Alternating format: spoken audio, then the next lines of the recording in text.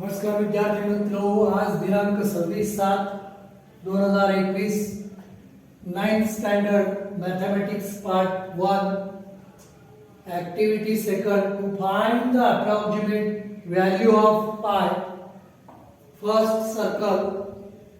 या ठिकाणी पहा, तुम्हाला एक वायर 11 सेंटीमीटर लांबीची वायर घ्यायला सांगितली, 22 सेंटीमीटर लांबीची वायर आणि 33 सेंटीमीटर लांबीची वायर घ्यायला सांगितली आणि त्याची वर्तुळं बनवायची आणि वर्तुळं बनवल्यानंतर त्याचे डायमीटर मोजायचे। तर याची 11 सेंटीमीटर लांबीचं जे वर्तुळ बनवलं त्याची डायमीटर जर तुम्ही काढली तर ती 7 सेंटीमीटर डायमीटर ही 7 सेंटीमीटर बनते। त्याच्यानंतर सर्कम्फरन्स काढला,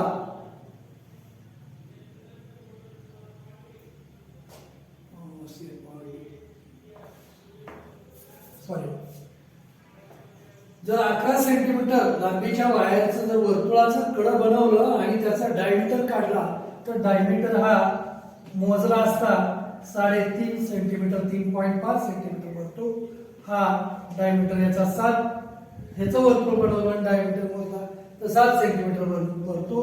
33 सेंटीमीटर वायर लांबीची घेतली आणि तिचा डायमीटर मोजला तर तो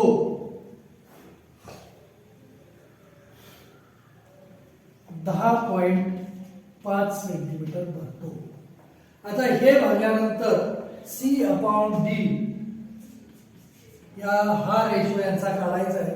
तर C/D रेशो, C काय आहे पहिल्याच, C/D इज इक्वल टू 11/3.5। या दोन्हीलाही 2 न गुणून वरच्याला होईल खालच्याला होईल 3.5 गुणिले 2, 11 दुणे 22, 3.5 गुणिले 2 7। तसंच दुसरं C/D ची व्हॅल्यू 22/7 येते। आता तिसरं जे आहे, तिसरं काय आहे 33 C/D याची, याचा रेशो 33/10.5 असेल। तर हा सुद्धा रेशो किती येतो तर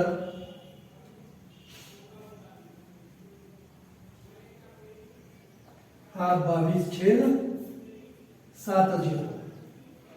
मग C/D हा रेशो प्रत्येक वर्तुळाच्या बाबतीत हा किती येतो 22/7 येतो। यालाच कॉन्स्टंट पाय असं म्हणतात। सर्कम्फरन्स अपॉन डायमीटर हा रेशो कोणत्याही वर्तुळाला हा 22/7 एवढाच येतो आणि त्याला पायने दर्शवतात। पाय इज इक्वल टू 22/7 आणि त्याची अप्रॉक्सिमेट जी व्हॅल्यू आहे ती व्हॅल्यू किती असते तर 3.14 धरली जाते। The great Indian mathematician Aryabhatta in इसवी सन पूर्व 499 has calculated the value of pi as 62,832/20,000। याचा भागाकार येतो 3.1416 एवढा आहे। म्हणजे पायची अप्रॉक्सिमेट किंमत 22/7 और 3.14 ही गृहीत धरली जाते आणि प्रत्येक वर्तुळाला या पायची किंमत ही सारखीच असते। C/D हा रेशो प्रत्येक वर्तुळाला सारखा येतो, तो म्हणजेच काय असतो पाय असतो। आता याच्या पुढचा जो भाग आहे तो काय आहे पहा, प्रॅक्टिस सेट 2.2 मधील एक्झाम्पल आपण घेऊ। प्रॅक्टिस सेट 2.2 याच्यातलं एक्झाम्पल बघा। Show that first show that 4 square root 2 is an irrational number.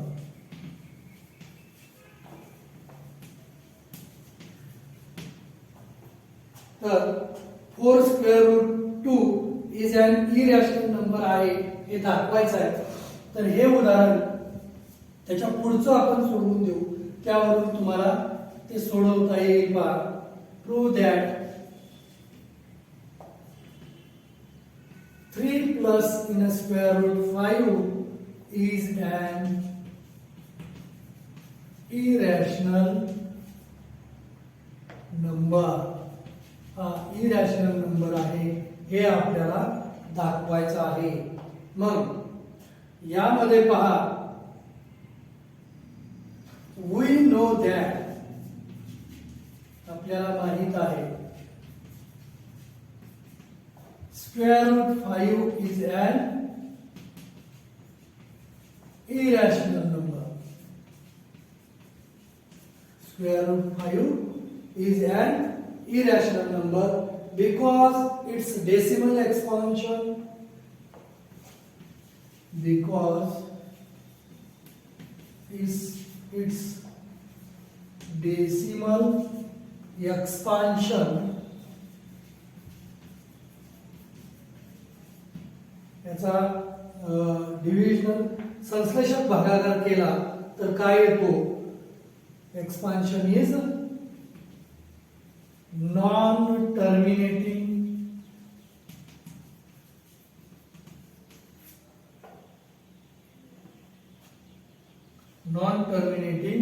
Non recurring. भागाकार संपतही नाही आणि आवर्ती संख्या पण येत नाही. Now let us C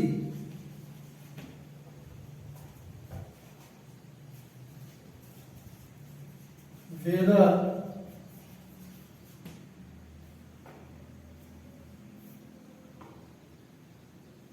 2 plus square root 3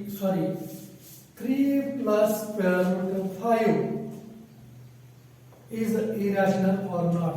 Is irrational or not. हे irrational आहे का नाही? Let us assume that असं म्हणा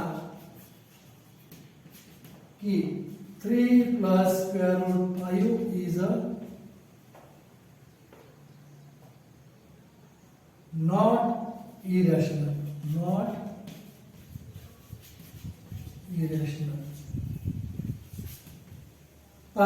Let us assume that म्हणजे असं म्हणा की 3 अधिक स्क्वेअर रूट 5 हे इरॅशनल नाही म्हणजे ते रॅशनल आहे असा त्याचा अर्थ होतो. मग if 3 plus square root 5 is a rational,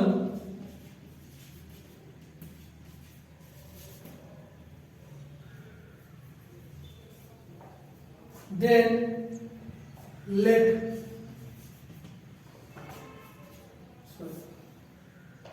2 plus square root of 3 plus square root 5 is equal to P upon Q. We get, that's why we get square root of 5 is equal to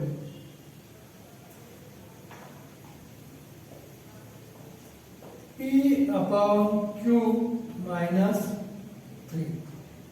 हे plus 3 आपण पलीकडे घेतलं तर P upon Q minus 3 होतं. आता याची उजवी बाजू बघा. In this equation, left side is an irrational number and right side is a rational number. याची या समीकरणाची लेफ्ट साइड काय आहे? स्क्वेअर रूट 5 आहे म्हणजे ही इरॅशनल आहे. आणि राईट साइडला इरॅशनल आहे का कुठं? नाही. मग राईट साइड ही रॅशनल आहे.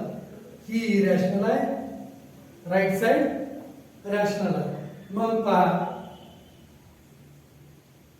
In this equation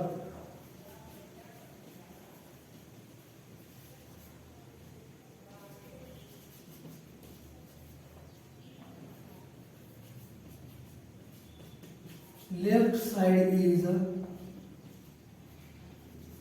irrational number and right side is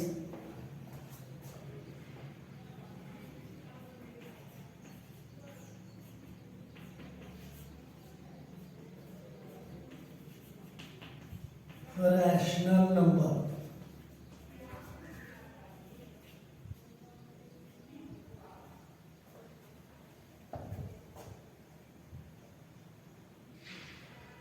Which contradictory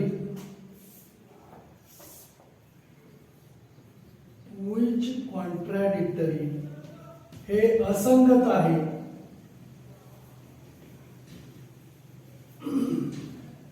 संगत नाही. So 3 plus square root 5 is an irrational number.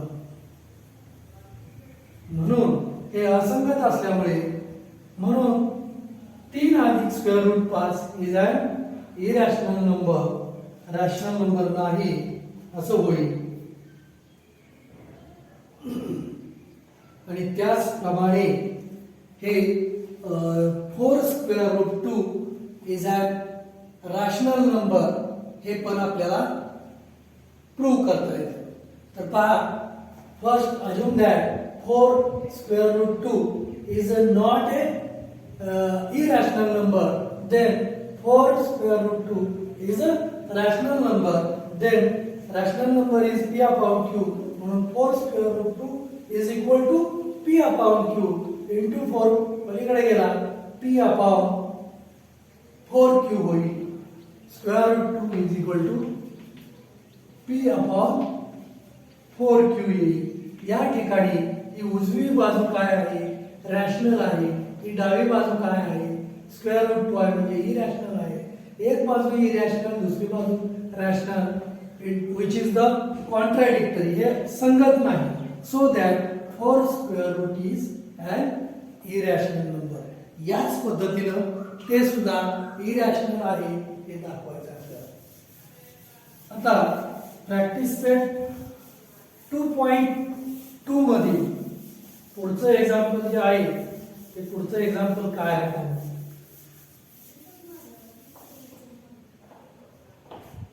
पहा. Represent the number square root 5 and square root 10 on a number line. Represent the numbers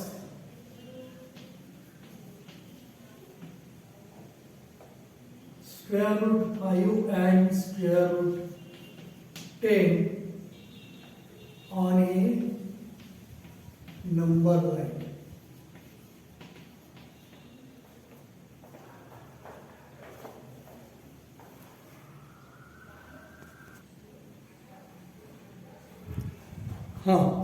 तर पहा, number line वर म्हणजे संख्या रेषेवर वर्गमुळात 5 आणि वर्गमुळात 10 या दोन संख्या आपल्याला दाखवायच्या. ज्याप्रमाणे आपण संख्या रेषेवर ऋण आणि धन संख्या दाखवतो त्याचप्रमाणे ह्या इरॅशनल नंबर म्हणजे अपरिमेय संख्या सुद्धा संख्या रेषेवर दाखवता येतात. संख्या रेषा काढली, या संख्या रेषेवर आरंभ बिंदू इथं आहे समजू, आणि त्यानंतर यावर आपण 1 एकक अंतराच्या खुणा करू. या ठिकाणी 1 घेतला, तेवढ्याच अंतरावर पुढं 2 घेतला, तेवढ्याच अंतरावर पुढं 3 घेतला.